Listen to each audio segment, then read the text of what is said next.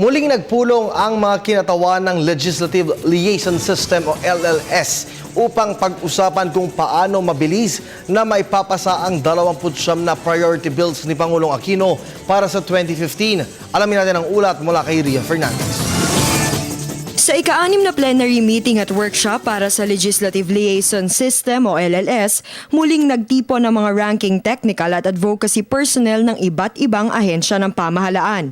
Tampok sa pagpupulong ang pagtalakay ng mga kinatawan sa mga isyong kinaharap ng 29 na priority bills ni Pangulong Aquino at ng iba pang panukala.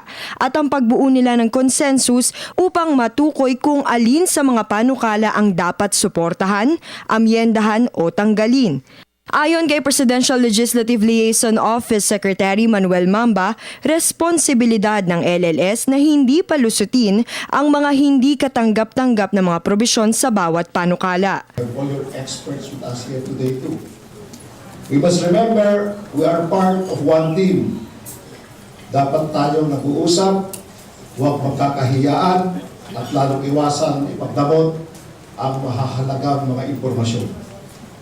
Tayo ho ang higit na nakakaalam kung ano ang makakabuti. Nakapaloob sa Philippine Development Plan at Millennium Development Goals ang priority bills ng Pangulo sa taong 2015. Nangunguna rito ang Bangsamoro Basic Law na kasalukuyang may mga nakabinbing pang serye ng mga public hearing.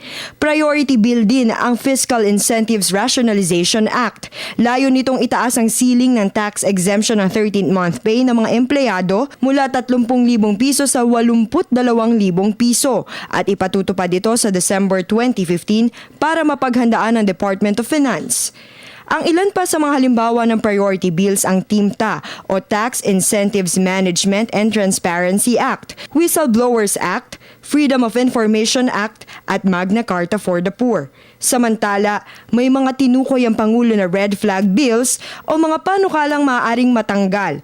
Karamihan sa mga ito ay tungkol sa pagbuo ng mga panibagong ahensya na kumukontra sa batas ukol sa rationalization ng mga ahensya sa gobyerno.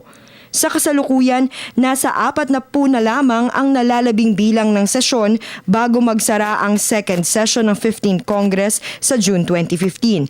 At hindi rin tiyak ang quorum ng mga mambabata sa mga panahong ito dahil karamihan ay magiging abala na sa May 2016 elections.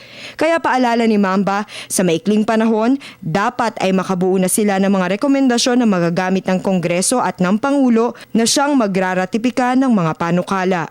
We have 19 more months to go. For those who are not doing anything, it may seem long, but for us in the LLS family, however, this is definitely short. Para sa Telebisyon ng Bayan, Ria Fernandez.